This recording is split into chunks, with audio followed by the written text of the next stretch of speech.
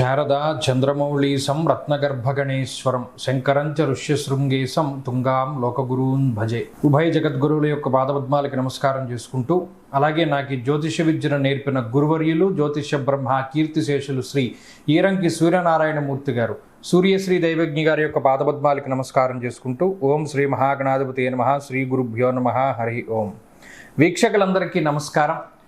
August మాసమందు ఏ విధమైనటువంటి గ్రహస్థితి ఉండబోతూ ఉన్నది, అలాగే ఆగస్టు నెలలో ఉండేటువంటి కుజగ్రహ మార్పు లేదా శనేశ్వరుని యొక్క వక్రగతి ఫలితము లేదా రవిగ్రహ మార్పు ఇత్యాది ఫలితాలు ద్వాదశ రాశుల మీద ఏ విధమైనటువంటి ప్రభావాన్ని చూపించబోతూ ఉన్నాయి, లేదా ఆ నెల రోజుల పాటు ఏ విధమైనటువంటి గ్రహస్థితి వల్ల ద్వాదశ రాశుల వారు ప్రభావాన్ని పొందబోతూ ఉన్నారు అనేటువంటి విషయాన్ని చాలా క్లుప్తంగా ఈ వీడియో ద్వారా తెలుసుకునేటువంటి ప్రయత్నం చేద్దాం. ముఖ్యంగా ఈ శాస్త్ర సంబంధమైనటువంటి విషయాన్ని అతి పురాణ గ్రంథమైనటువంటి గోచార దర్శిని వంటి ఉత్కృష్టమైనటువంటి గ్రంథం ఆధారంగా పూర్తి శాస్త్ర ప్రమాణాలతోటి ఈ విషయాలన్నింటినీ కూడా చెప్పడం జరుగుతూ ఉన్నది. ముఖ్యంగా ఈ ఆగస్టు మాసంలో ఉండేటువంటి గ్రహస్థితిని గనక గమనిస్తే, ఆగస్టు 2వ తారీఖున ఉత్తరా నక్షత్రము 2వ పాదంలోకి శుక్రుని యొక్క సంచారము జరుగుతూ ఉన్నది. అనగా శుక్రుడు తన యొక్క నీచక్షేత్రమైనటువంటి కన్యలోకి ప్రవేశం చేస్తారు ఆగస్టు 2వ తారీఖు నుండి. తదుపరి మాసం అంతా కూడా ఆయన అక్కడే సంచారం చేస్తారు. అలాగే 3వ తారీఖున మృగశిర నక్షత్రం 3వ పాదంలోకి కుజుని యొక్క సంచారం జరుగుతుంది. అనగా మిథున రాశిలోకి కుజుని యొక్క సంక్రమణం జరిగి ఆ నెలంతా కూడా కుజుడు అదే రకంగా ఆయన సంక్రమణం చేస్తూ ఉంటారు. అలాగే 18వ తారీఖున సూర్యుని యొక్క మార్పు, ఇప్పటి వరకు కర్కాటక రాశిలోకి ఆయన యొక్క సంచారం సాగింది. 18వ తారీఖున కర్కాటక సంక్రమణాన్ని వదిలిపెట్టి ఆయన సింహరాశిలోకి ఆయన యొక్క సంక్రమణాన్ని ప్రారంభం చేస్తారు. అంటే 18వ తారీఖు నుండి మాసం చివరి వరకు కూడా రవి యొక్క గమనము అనేటువంటిది సింహరాశిలోనే ఉంటుంది. ఆ తదుపరి మాసం చివరిలో 23వ తారీఖున మఖా నక్షత్రం 1వ పాదంలోకి బుధుని యొక్క సంచారం జరుగుతుంది. అంటే ఈ మాసంలో చాలా రోజుల పాటు కర్కాటక రాశి అందే సంక్రమణం చేసినటువంటి బుధ గ్రహము నెలాఖరులో 23వ తారీఖున సింహంలోకి మారుతారు. అయితే ఈ మాసంలో గురుడి యొక్క స్థితిగతులన్నీ కూడా కర్కాటక రాశిలోనే ఆయన యొక్క సంక్రమణం సాగుతూ ఉన్నది కాబట్టి ఫలితాలన్నీ కూడా అక్కడి నుండి తీసుకుంటాం. అలాగే శనేశ్వరుని యొక్క స్థితి వక్రగతిలో ఉన్నది. ఆయన మీనరాశి యందు వక్రించి సంచారం చేస్తూ ఉన్నారు. ఆ ఫలితాలను దృష్టిలో పెట్టుకోవాలి. కుంభరాశి యందు రాహు ఉన్నారు. అలాగే సింహమందు కేతుగ్రహం ఉన్నటువంటి పరిస్థితుల్లో ద్వాదశ రాశులపైన ఈ గ్రహస్థితి ఆగస్టు మాసమందు ఏ విధంగా ప్రభావాన్ని చూపించబోతూ ఉన్నది. మరీ ముఖ్యమైనటువంటి విషయం, ఆగస్టు మాసంలో మనకి అనగా భారతదేశానికి ప్రత్యేకించి కనబడేటువంటి గ్రహణములు కానీ లేదా మరి ఏ ఇతరమైనటువంటి దుర్నిమిత్తములు కూడా కనబడడం లేదు. కావున ఎటువంటి గ్రహణ నియమాలు కూడా మనం పాటించవలసినటువంటి అవసరం లేదు. ఈ విషయాలను కూడా మనం దృష్టిలో పెట్టుకోవాలి. ఇక ఫలితాల విషయాన్ని మనం చూద్దాం. కన్యా రాశి వారికి ఈ మాసం చాలా అద్భుతమైనటువంటి మాసంగా చెప్పచ్చు. అన్ని గ్రహాలు కూడా లాభస్థానాన్ని పొందుతూ ఉన్నాయి.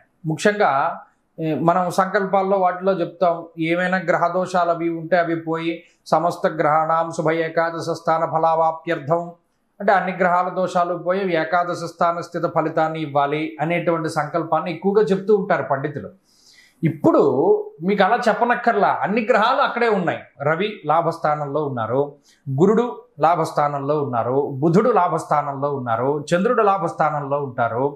ఇలా గ్రహాలు ఎక్కువగా లాభంలో ఉన్నప్పుడు అర్ధంచ స్వకులాచార, గృహలాభ సుభోజనం, శుభ కార్యక్రమాలకి సంబంధించినటువంటి విషయాలు కానీ లేదా మంచి శుభవర్తమానాలు కానీ, ఉద్యోగంలో ప్రమోషన్ల దగ్గర నుండి ట్రాన్స్ఫర్ల దగ్గర నుండి ఏదైతే మీకు చెవులకి ఇంపుగా అబ్బా వింటే చెవులను అమృతం పోసేవరా అంటారే, అలాంటి మంచి మాటలే వినబడుతూ ఉంటాయి. అంటే మానసిక ప్రశాంతత అధికంగా ఉంటుంది, ఆర్థికపరమైనటువంటి ప్రయోజనం ఉంటుంది. జీవితంలో ఏం చేసినా ఆర్థిక ప్రయోజనం కలగడం అన్నది చాలా అదృష్టం. అది ఈ రాశి వారికి కలుగుతుంది. ఆఖరికి చివరాఖరికి ఎవరికైనా సాయం చేసినా కూడా వాడు డబ్బు ఇస్తూ ఉంటాడు. నాకు వద్దురా బాబు అని చెప్పినా కూడా వాడు డబ్బు చేతిలో పెడతాడు. ఇది ఈ మాసంలో ఎక్కువ కనబడుతూ ఉంటుంది. ఏది చేసినా డబ్బు వస్తూ ఉంటుంది, అది ఒక మంచి విషయము. తర్వాత ఆరోగ్యం బాగుంటుంది, కుటుంబ పరిస్థితులు బాగున్నాయి. ఇక ఇంకో విషయానికి వస్తే సప్తమ స్థానంలో ఉండేటువంటి శనీశ్వరుడు వక్రగతిన ఫలితాన్ని ఇవ్వడం, అది కూడా ఒక మంచి విషయంగానే చెప్పుకోవచ్చును.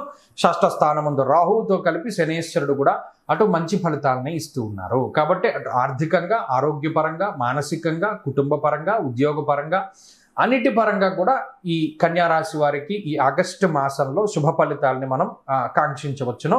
ప్రత్యేకమైనటువంటి దోషాదులు ఏమీ లేవు. శుక్రుడు కూడా ఈ మాసంలో అటు జన్మరాశి స్థిత గ్రహంగా ఆయన మంచి ఫలితాన్ని ఇస్తూ ఉన్నారు. నీచత్వం అనేటువంటిది గోచారంలో ఉండదు కాబట్టి ఆయన కూడా మంచి ఫలితాలని ఇచ్చి అటు ఆర్థికాభివృద్ధిని కలగజేస్తారు, అలాగే ఐశ్వర్యాన్ని ఆకర్షించగలుగుతారు. ఇక్కడ శుక్రుడు ఇంకో రకమైనటువంటి ఫలితాలను కూడా ఇస్తారు.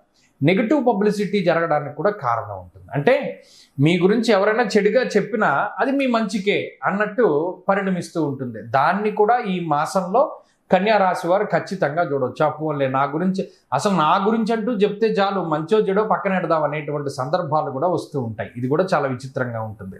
కాబట్టి కన్యా రాశి వారికి ఆగస్టు మాసంలో చాలా మంచి ఫలితాలని మనం ఆశించవచ్చును. మరింత శుభ ఫలితాలని పొందడానికై ఈ మాసంలో ప్రత్యేకించి ఏకాదశి నియమాన్ని ఆచరిస్తూ ఉండడం చాలా మంచిది. అంటే ఉభయ ఏకాదశి తిథుల్లోనూ చక్కగా ఉపవాసాది దీక్షలు చేయడము, విష్ణు సహస్రనామ స్తోత్ర పారాయణ చేయడము, ఏకాదశి తిథుల్లో చక్కగా ఎవరికైనా మంచి వారికి స్వయంపాక దానం ఇవ్వడం ద్వారా కూడా మంచి ఫలితాలు సంప్రాప్తం అవుతాయి.